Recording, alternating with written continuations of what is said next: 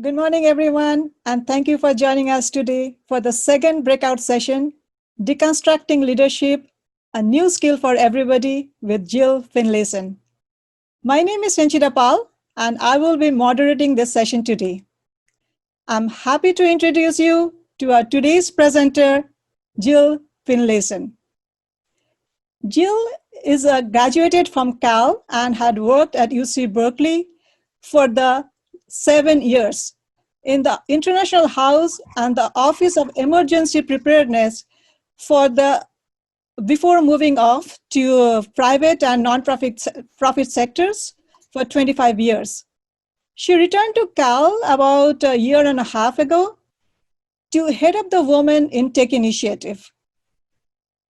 As you will see during the presentation, that Jill is very passionate about leadership, inclusive leadership, innovation, and mentoring.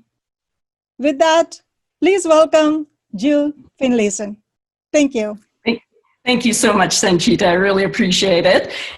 And I'm excited to be talking about deconstructing leadership because, as you mentioned, I'm super passionate about everyone taking on a role in leadership because everyone brings a unique voice and idea to the table, and we want to make sure that your voice is heard. So let me go ahead and share my screen, and I'm going to need you to confirm that you can see my screen, please.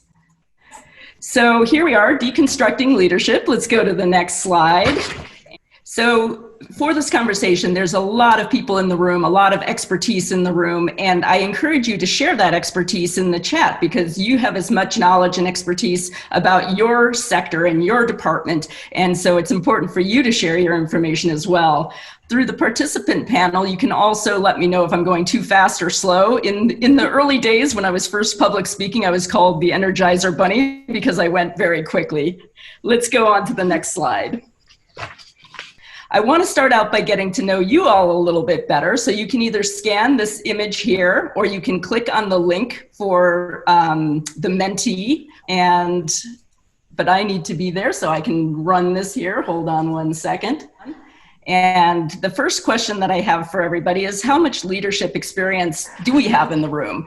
And you can choose between no leadership experience, minimal leadership experience, some, or well-versed in leadership. And I hope there's some of each, because this is all about being able to connect with and improve your leadership skills. There we go. So go ahead and click one of those, and you can go ahead and click one as well. And we can even do a little timer countdown here to get everybody to enter their information. And we can start to show the results as people respond. I'm going to switch over and see.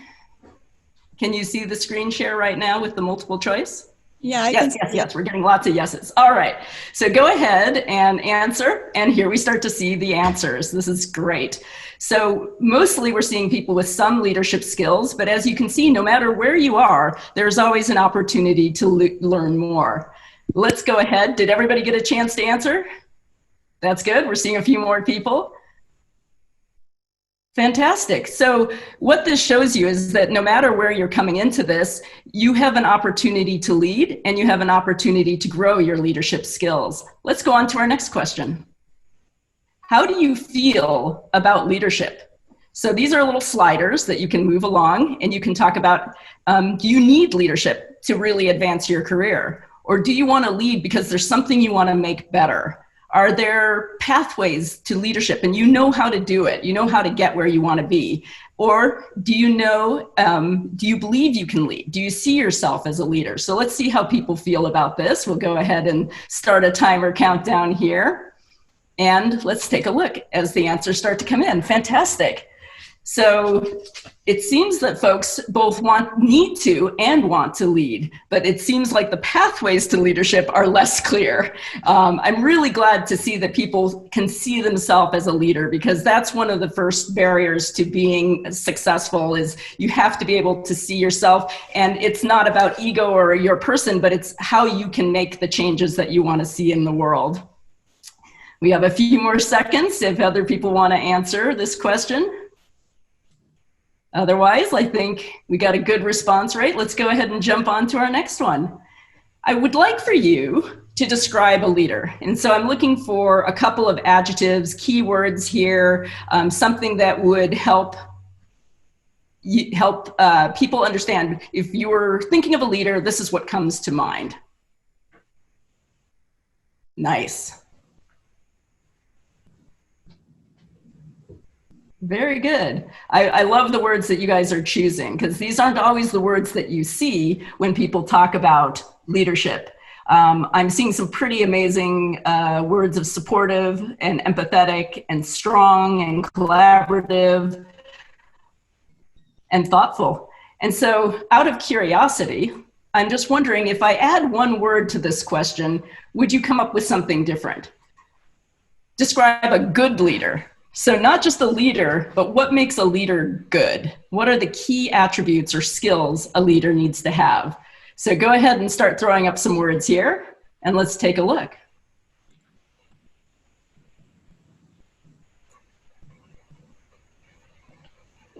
So a listener, we didn't see that much in the last time around.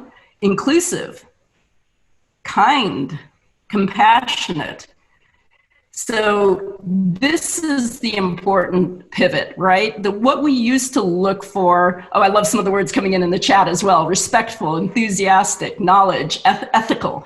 And these are things that we need to shift toward. We need to prioritize these skills. And so that's the hope of this conversation, is to talk about how you can not just be a leader, but how you can be a good leader. All right, so of late, I don't know if you've noticed this, but there's been a lot of articles about how women leaders are managing the COVID and social change, social justice movements better than male leaders are. And they've even done research where they've compared like for like countries, the same region, the same economy, the same education, and across the board, women leaders have been managing the crisis better with fewer deaths and a stronger economy. So why do we think that that's the case? The articles that talked about these leaders talked about being other-directed, emotionally intelligent, seeking expert input and listening to it, right? They're not against taking risk, but they take informed risk, and they take risk on things like the economy, but less risks with people's lives. And the other thing is this bit about how they do it. They know their own limitations. They don't lean in when they've got nothing to lean in about. They don't command, but rather they collaborate and they empathize and they're humble. One of the leaders went out and specifically talked to children during the COVID crisis. So these skills, do they say you have to be a woman? They really don't. They say you need a different set of skills for the new realities that we're facing. So we need you to lead, whether you have a leadership role or a leadership title. You can lead by being authentic, by being passionate, and by making a difference, being the voice in the room. So what has changed so much? We talked a little bit about COVID, but there have been a lot of other changes that have happened. This is 5 fun facts that tell you why we need new leadership. First of all, 86% of workers with the option to work remotely do so. And in fact, the morale survey here at Cal said 69% prefer to continue working from home even after COVID is responded to. And if they do come back to work, they want to come back to work only 1 or 2 days a week. So 47% say 3 or more days they want to work from home. So this changes how leadership has to think about these things. And for the employees that are location dependent, we need to think about how do we make that as safe as possible for those who do not have location dependency. So keeping people at home protects the people who do have to come to campus. Very different leadership if you've got distributed teams and workers remote.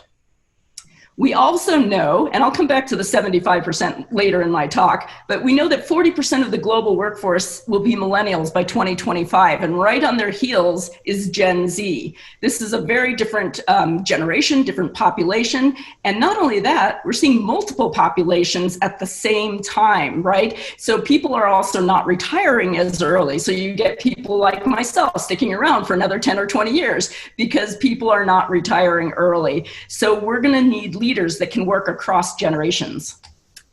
And 63% of the US working age population will be white in 2020, which is down, right? We're moving toward a majority minority situation.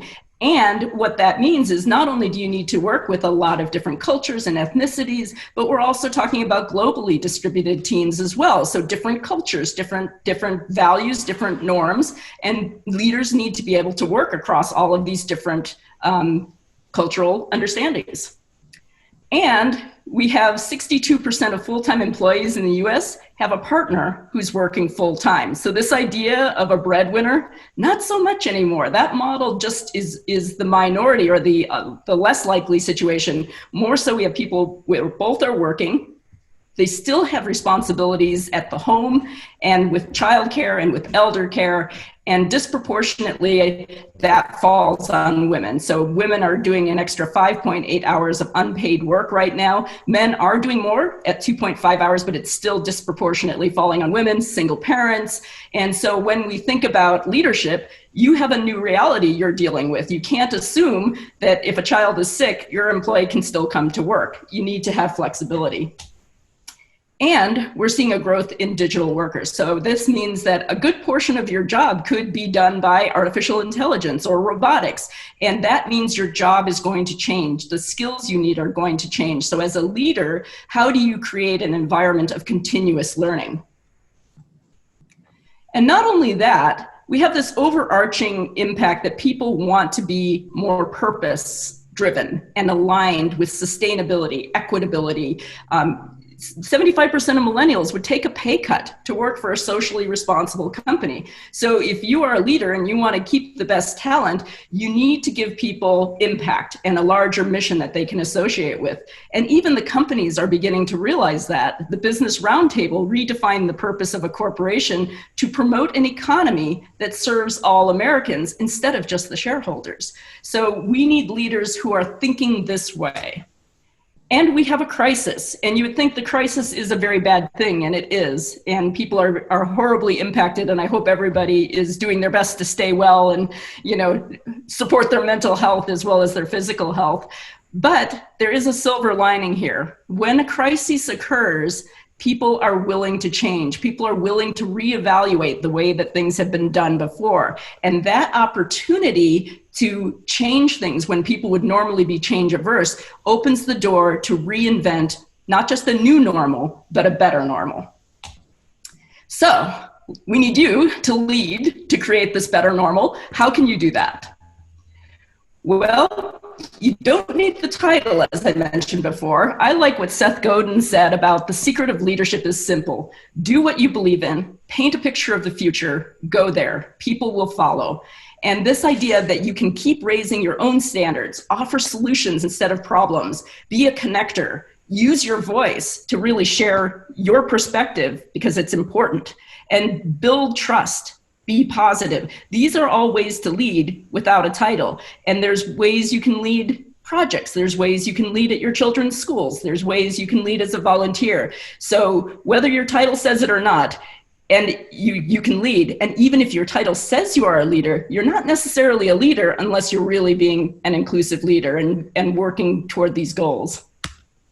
So here's how this session's going to work. I'm going to give you 3 words that's going to make it really easy for you to have this idea in your head. Talk about the skills that you want to get and how you can get them. So my first point is to ask the question, how might we? This is a super powerful question that unleashes creativity, unleashes problem solving, and gets you to think about new ways of doing things. This is actually my kids here. They're doing a program called Destination Imagination. If any of you have kids in the audience, I encourage you to go look at this organization. They give the children a central challenge that they have to solve over a few months, and they also do instant challenges. But the challenges involve critical thinking. They have to think, how do I solve this problem? They have to be collaborative and work as a team. They have to communicate their solution. But most of all, they have to be creative problem solvers. Adults can't give them suggestions. Siblings can't give them suggestions. And in fact, if they are given the suggestion, they can't use it. So even if they would have come up with it on their own, it's now out of the question. So why I bring this up is this creative problem solving is something we sort of need to tap into our child, right? Unlearn things. Stop removing things as options because you've seen it doesn't work before, and be more open-minded and creative in thinking about problem solving. And my favorite way to do that is design thinking. If you haven't taken a design thinking class and you take nothing else away from this presentation, go do design thinking. It really teaches you how to solve problems in ways that are creative, but also empathetic, efficient, clever. And the way it does it is this. The first thing they have you do is figure out the problem. Ask 6 whys. So I'm the head of the Women in Tech initiative here at UC, and we want to understand why women who intend to declare in CS might not declare CS as their major. And we can go deeper though. Why might they not take the 3 required courses? Why might they not get the grades? Why might they not proceed from one class to another? Why might the culture not be welcoming? Why might the teamwork structure not be welcoming? And by asking 6 whys, you get to a root problem that you can actually come up with an active intervention to solve for. So really understanding the problem, don't underestimate how hard that is to do. Design thinking teaches improv. So when you're thinking and brainstorming, you want to get as many ideas as you can, and you don't want to shoot down ideas. It's easy to say, oh, that's a bad idea. Oh, that's, that wouldn't work, right? And to dismiss ideas. But the goal of brainstorming is to get as many ideas out there as you can so that you can then pick and choose the best ideas and maybe make some interesting combinations. Observation. Design thinking teaches you to go look at what people are doing because they know the problem better than you do. It's an amazing way to get better information, but if you observe them, you'll get better information. Design service 1 day a week versus 1 day a year. And understanding the differences between those people and what their needs are will help inform the average user. One of my favorite stories from IDEO, which is a company that was a leader in design thinking, was talking about an emergency room that wanted to learn how to do their processes better. They had to bring people in, they have to assess them, they have to get them stabilized and on to the next level of care. And rather than just looking at other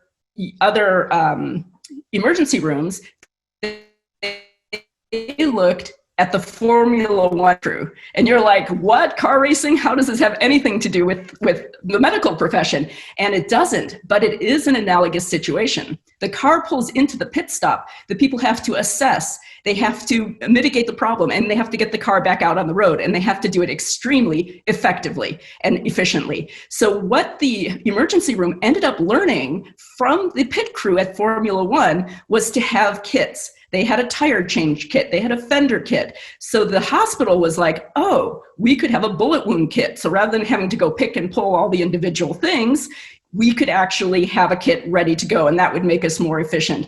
So learning to look across sectors is really, really helpful. The final thing that's important to know about design thinking is it teaches you to prototype and get feedback.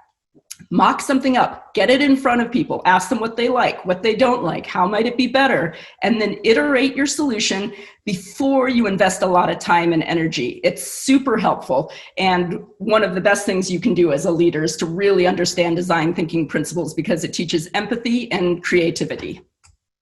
So here's how you can do that. I've addressed a couple, and I will reiterate, these slides are available to you. The PDF has all of these links embedded in them, so you don't have to take notes right now. But through UC Extension, they have a design thinking and UX strategy. They have an improvisation and leadership course.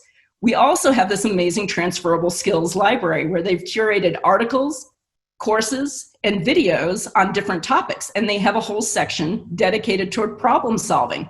So these are things that are very easy to do. I would add, go to IDEO. They have an open source design kit. They have a competition site where they're constantly brainstorming new solutions globally called openideo.com.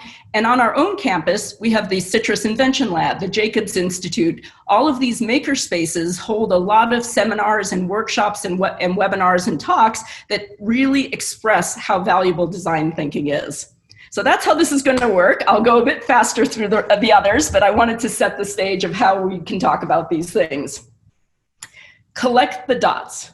And I especially mean collect the dots before you connect the dots.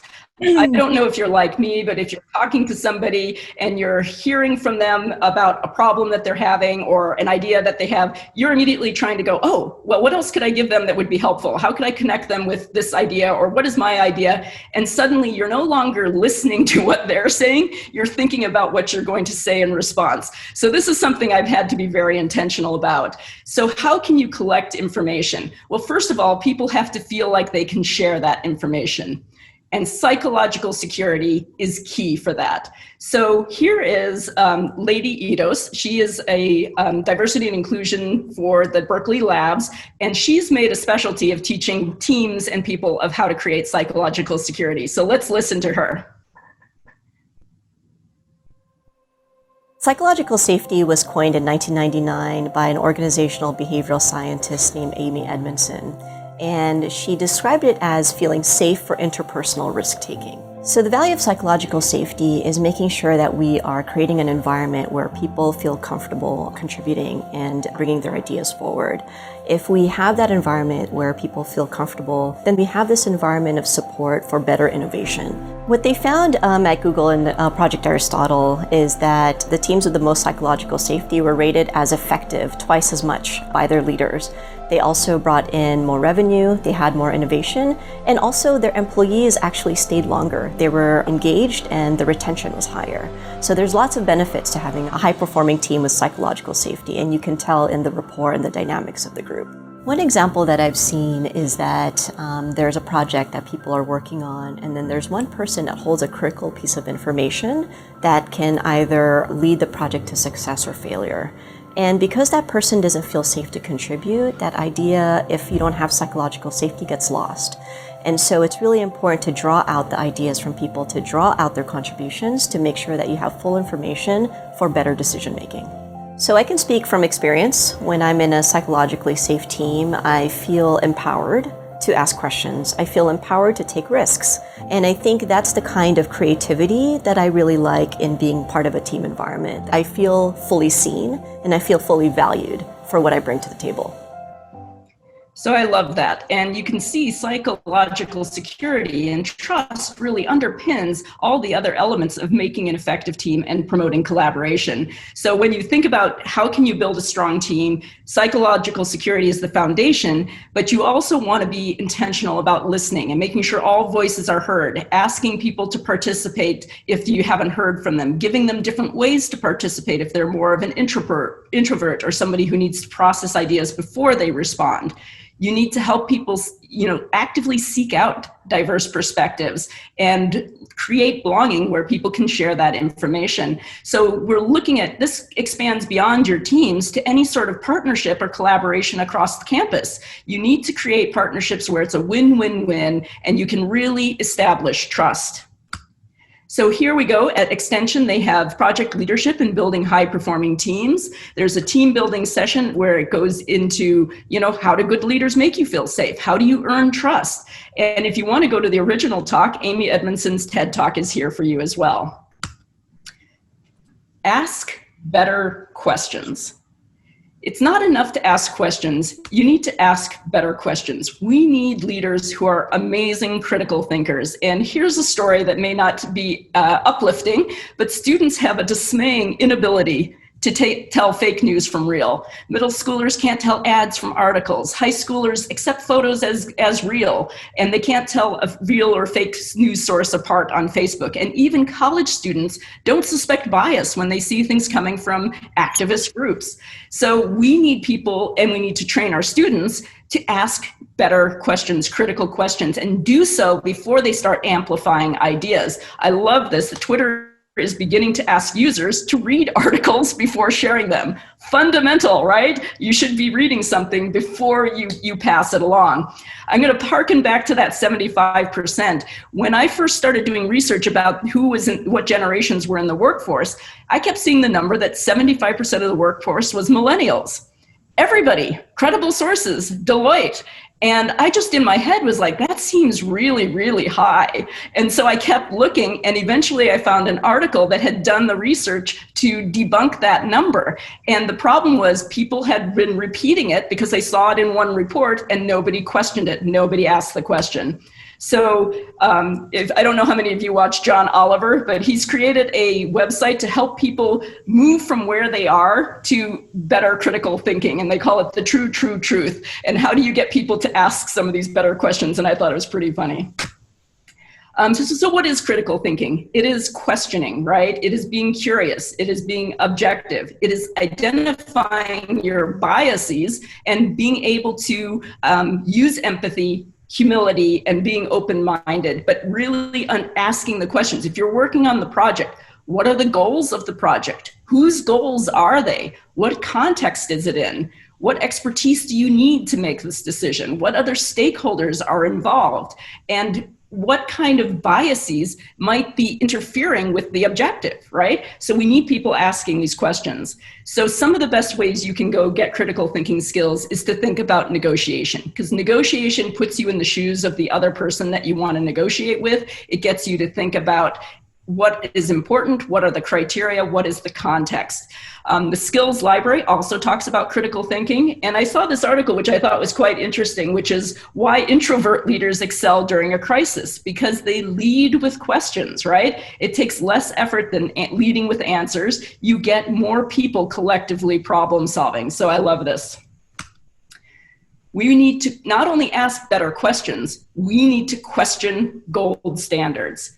We need to, especially now, look at why we were doing things the way we were doing things, and is that still relevant? Is that still the best way? Is that an inclusive way?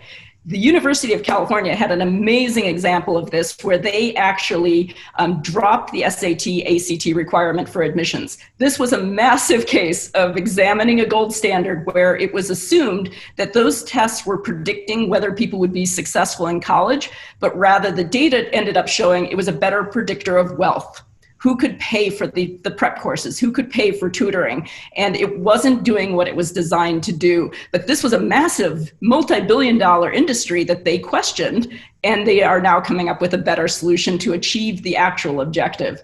Similarly, the Apple Card is one of the credit cards where they found that women were being given a 10x lower credit rating than their spouse, even though they had the same assets and the same or higher credit rating. And the Goldman Sachs people said, it's not our problem. We didn't even look for gender. But it was not the case. Because they didn't know gender, they didn't identify that bias was occurring and they couldn't fix the problem. So we need to ask these ethical questions. Leaders need to be asking these questions. You need to be asking these questions. Be the voice in the room. Consider unintended consequences. Who is helped? Who is harmed?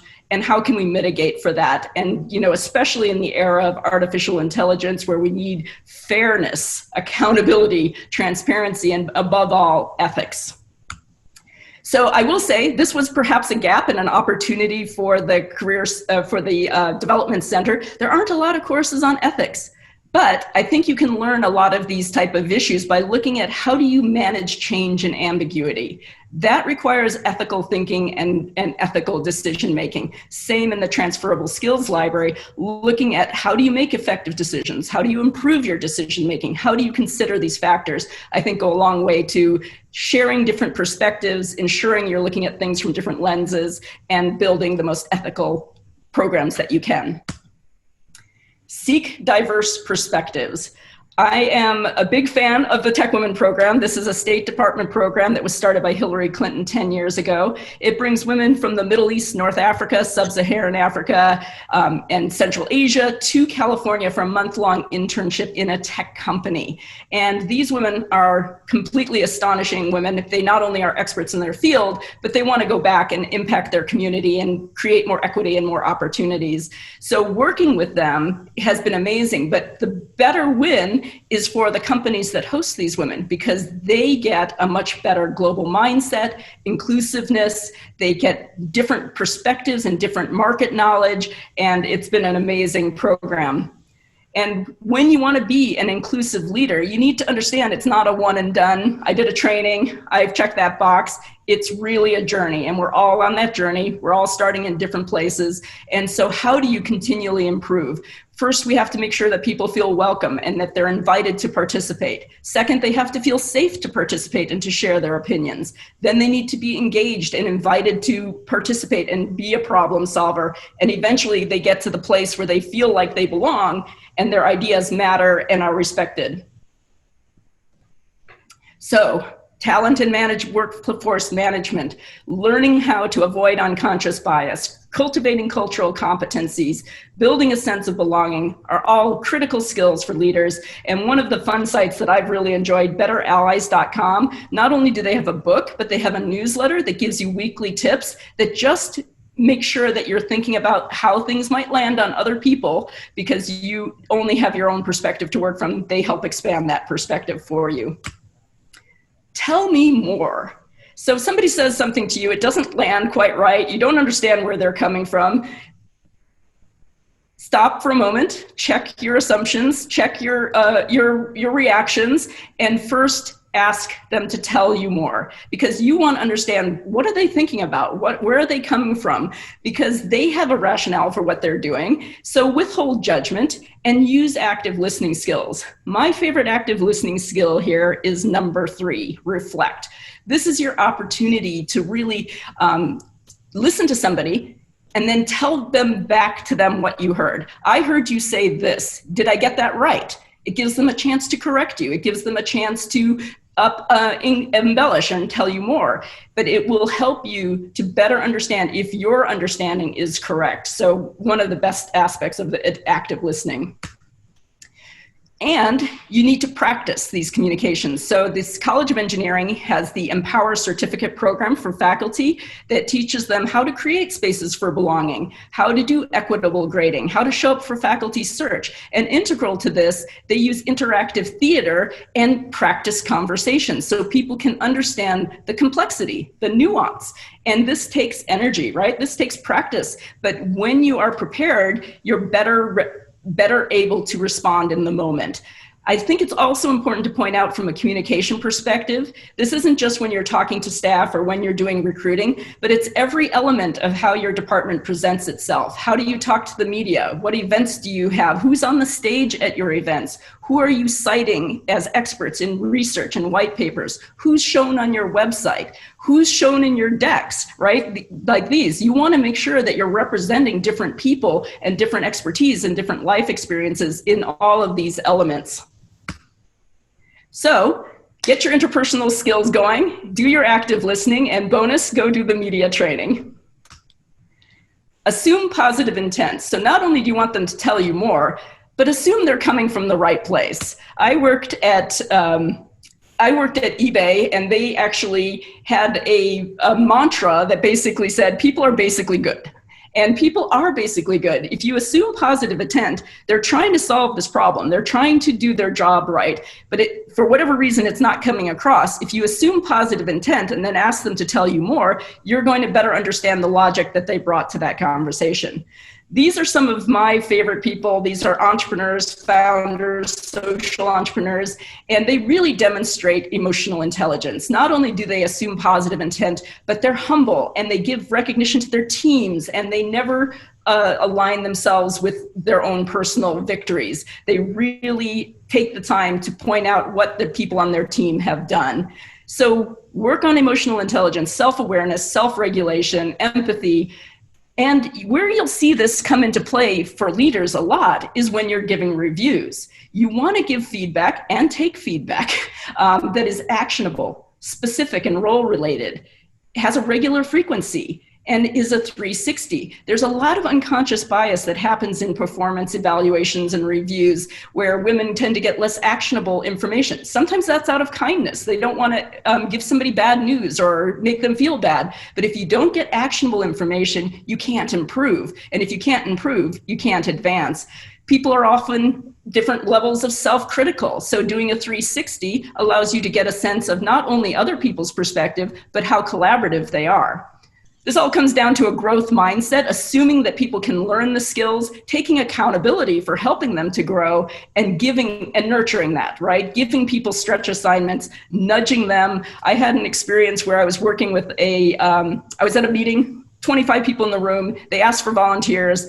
I couldn't volunteer because I was super busy. I looked across at one of the more junior employees and I just raised an eyebrow at her. And I said in a text message, "Why not you?" And she volunteered. And that small nudge led her to being on the stage, having leadership exposure, and really advancing her own professional career. So you never know, tiniest nudges can have a huge impact.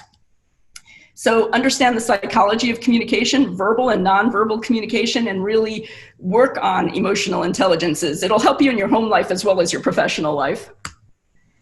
Learn from failures, and I do use the word plural for purposes. You know, I've probably failed more times than you've tried is the famous statement for people who are being successful. They fail a lot. They just don't talk about the failures as much. They learn from them and they move on. Learning from failure is about being curious, right? It's about why didn't this work? How might this work next time? How might we do it differently? And where I've seen this happen is you never know where curiosity will lead you. Steve Jobs took a calligraphy class. Do you know that's the reason we have fonts in computers today? Because he took a calligraphy class. Engineering serendipity, putting yourself in unusual places allows you to make connections that others might not. For example, the person who founded Apopo, which uses rats to detect landmines using the scent of smell from rats, was at a poor village. And he met a man who was in an advanced stage of tuberculosis. And with TB, it smells a bit like tar. And he thought to himself, if I can smell the tar on this poor man, I bet my rats could detect it even earlier. So now this nonprofit is actually detecting tuberculosis in the field, early stage, without labs, and getting people faster and quicker responses. So that's what I mean about being curious and making connections that others might not. So take the opportunity to debrief, reflect, discuss, continuously learn, and put yourself in places where you can learn more. So management, project management, strategic planning are great courses for this.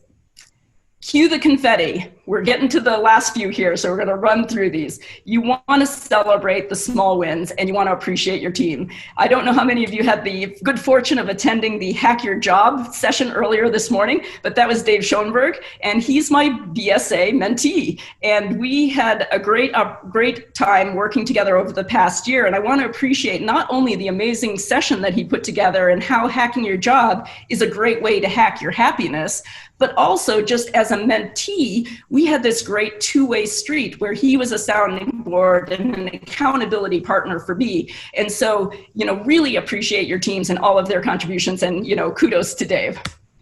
And this, why you want to do this, showing progress, celebrating small wins, gratitude and recognition, reward specifics, not just general rewards, but specifics, and giving people a break is all essential to boosting motivation and morale as a leader. So there are effective leadership courses and people management courses. Encourage you to take a look at those. Have a big, hairy, audacious goal. When we started out, we talked about how people want to align themselves with something bigger than themselves, that they wanted to have impact. Have a big goal. And that goal, as I mentioned with eBay, the manager I had at eBay was constantly saying, if we hit this stock price, I will run for governor. He did, by the way, Steve Wesley. But we had this aligned teamwork and vision where we all knew where we were going. They wanted exponential growth, not incremental growth, but exponential growth, that everybody was on board. And not only that, it's up to you as the leader to really prioritize, because there's so many things you could do in this day and age, but being able to schedule time to do the important but not urgent thing, that's your job as a leader. Making sure everybody shares that vision. If you don't know what the mission and vision is for your department, find out what that is so that you can make sure that the work you do is furthering that mission. Be a servant leader, which means you're trying to remove barriers from people, and you're serving your employees, not the leader, the employees serving the leader. So you really want to help your team perform to their best ability, and the focus is on the mission, vision, and people below you, not the other way around. So transformational leadership, project management where you set team goals, great ways to move this ball forward. Always be mentoring. It should come as no surprise, I'm a huge fan of mentoring. Not only did I do Tech Women and the BSA, but I started to do the big ideas and work with students who are founding companies. I worked with Families Without Borders with a student in Sierra Leone. What this tells you is that once you start mentoring, you're going to keep mentoring because it is such a energizing and challenging thing to do that actually refreshes you as much as it helps the other person. And I will also say this is engineering serendipity. So one of the people I met at the Berkeley Staff Assembly Mentorship first meeting, I met another mentor. It was Diana Wu, the Dean of the UC Extension. And I just said to her, how can the UC Extension help the mission of the Women in Tech Initiative? And now just last week, we launched a expert seminar series on leading trends in human resources. That probably wouldn't have happened if I hadn't gone to the BSA mentor meetup. That's all I'm saying. Make it happen. Unleash potential, help people achieve what they're capable of, and help them grow as leaders themselves. And finally, and this is most important, know your value. You bring a life experience, a lens, a perspective that is important. And even if you think you have imposter syndrome, everybody does. Everybody has self-doubt, and everybody is concerned that they're, faking it or they're going to be caught out.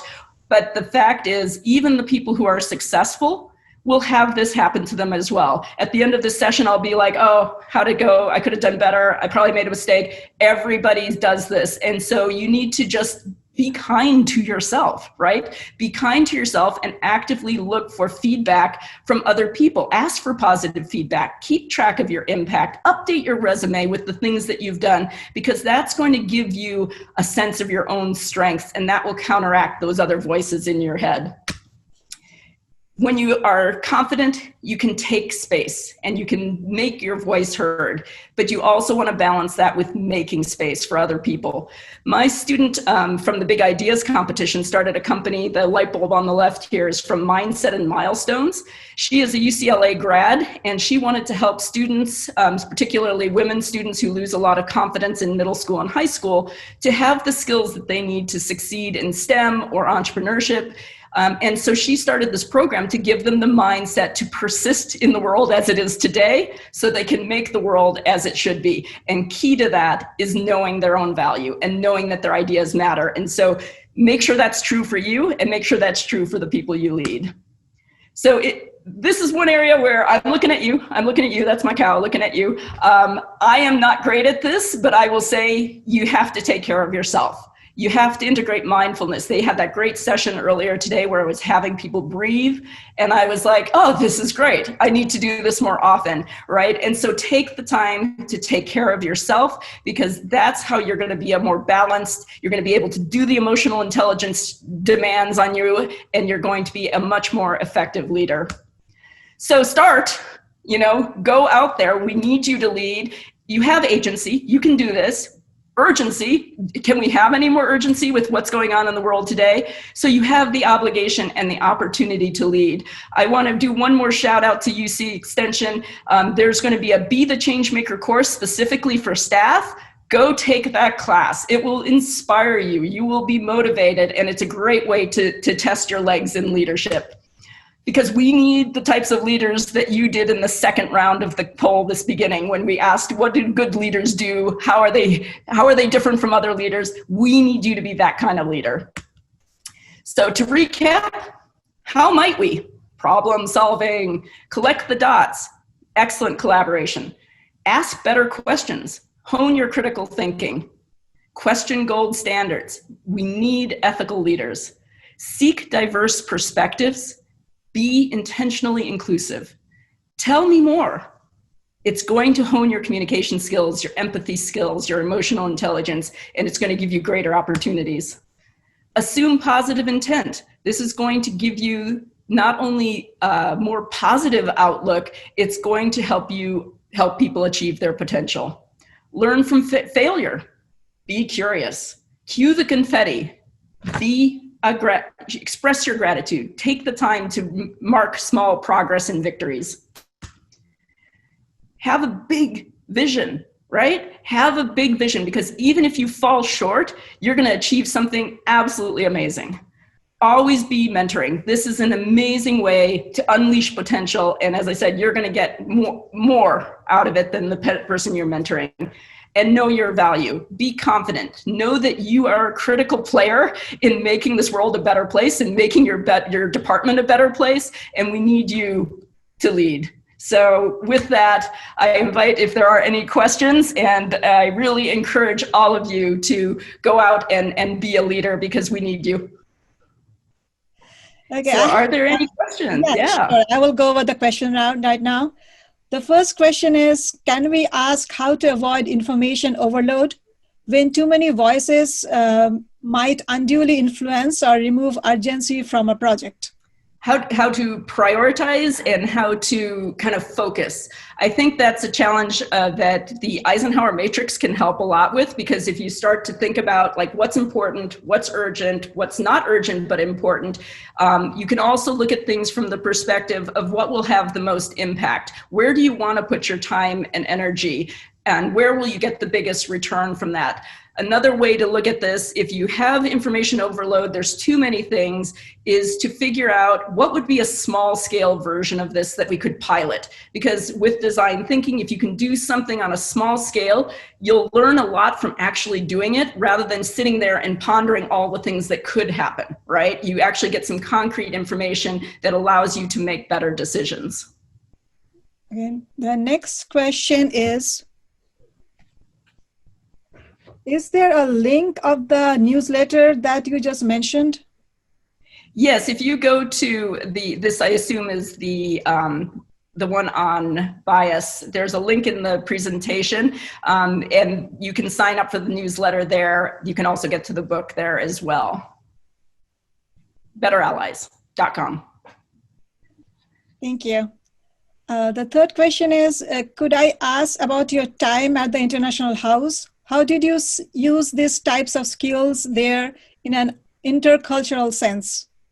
Yeah, the International House is a great microcosm because it brings together low income and high income, different cultures. And when I was working there, I was working in the program office where we would create programs to foster more intercultural understanding. So this idea of being able to listen, being able to structure programs where people felt psychologically safe to share different perspectives was really integral into designing those types of programs. Yeah, I hope that answers your question, Hannah. Have you done a TED Talk?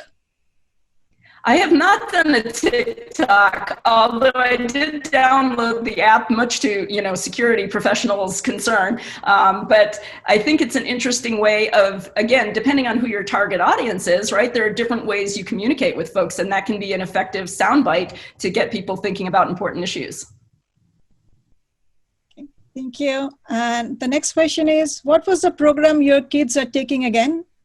Destination Imagination. I think the link is destinationimagination.com or idodi.org. Really amazing program. I learned as much from that as a coach as my kids did, learning, how might I use these things in different ways. The instant challenges really get the children and yourself to think outside the box. It's really very amazing. And it's a parent-run volunteer organization that's national, and it's a competition, but it's really more about the process, which they do a really nice job of emphasizing. Thank you. The next question is, if you had to start with one book, what would be? Boy, that's a tough one. I really liked, I'm just thinking here, Invisible Women, because it got me thinking about the fact that the way history is written, the way data is collected isn't equitable today.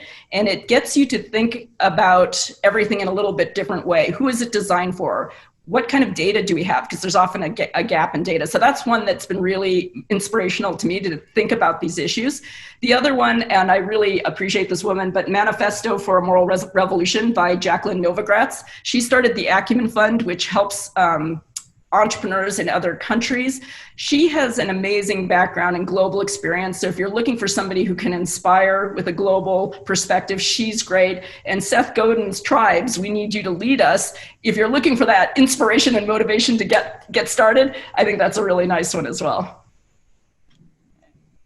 No, I don't see any more question coming. Oh, what was the name of the course being held on October 28 at 1 p.m.? That was Be a Berkeley Changemaker. Yeah, Be a Berkeley Changemaker. And what's interesting about this course is for the first time this year, they offered Be a Changemaker course to students for incoming freshmen at no cost. They get 2 units. Ideally, we'd like every student who comes through Cal to take this Changemaker course because it really does give them some foundation in design thinking, problem solving, leadership, inclusive leadership, and exponential technologies, right? Like understanding the different technologies out there. So that happened. And then I think Rich Lyons, who is kind of heading up the innovation and entrepreneurship at Cal, thought, hey, this would be a great idea to offer to staff. And I was so excited. I'm like, yes, be a Changemaker. Okay, there was one more question. How do you work against biases related to gender, sex, race, etc.? What tactics can the individual do?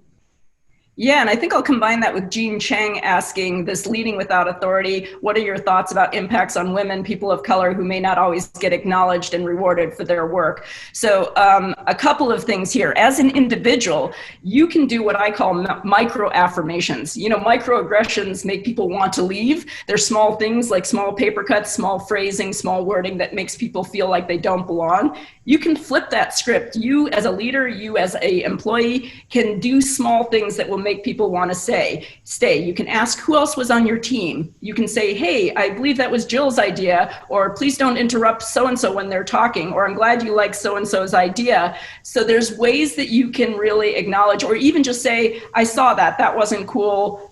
We'll make sure that doesn't happen again, right? Small ways that you have agency to do positive things to make people feel welcome and that they belong. There's no question that, you know, intersectionality, people having multiple identities get impacted in different ways, and more so, right? The more you have, we know that people who are LGBTQ tend to experience more bullying.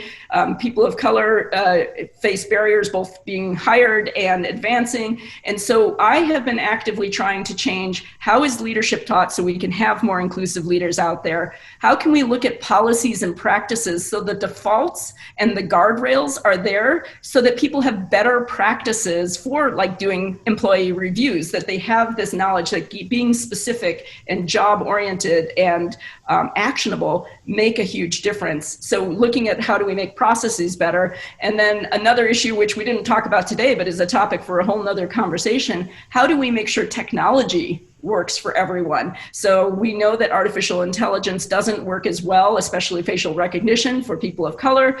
And these are based on data sets. So now we need to look at how do we ensure that technologies are designed in equitable ways. So you as a leader want to make sure that you're asking these questions. You want to make sure that you're engaging other people to get other points of view. So these are some of the ways that you can actively pursue, but depending on where you are, there's different things. In the blog for the Women in Tech Initiative, we talk about how can investors be more equitable? How can startup founders hire more diversely, right? And so it's really about being self-aware and then being intentional about countering any biases you may have.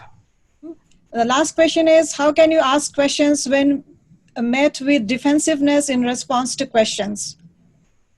So this is obviously a very difficult one. So ideally the leader or the person you're talking to shouldn't be defensive, right? They should be open to ideas, but this is where mentorship can help as well. You can talk to a mentor and say, how might I raise these issues in ways that are not threatening? How can you meet people where they are and then help them move along?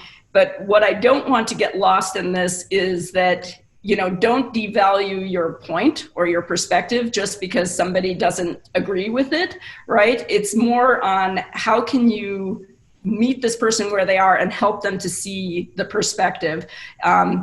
There are ways that you can also take these conversations offline. So thinking about the right place, the right time, the right method. and it's a lot of work, right? I don't deny that this is effort, but if it helps you to get the message across, those are some ways that I would consider. Okay, thank you, Jill. Now we have to stop the Q&A session now because we are out of time. Thank you for the wonderful presentation. It was very informative. Actually, I'm sure we have all learned something new today. Thank you. So bye-bye, everyone. I hope you have a wonderful day so far and enjoy the rest of the conference. Thank you, and thank you for being with us today. Bye. Thank you, Sanchita.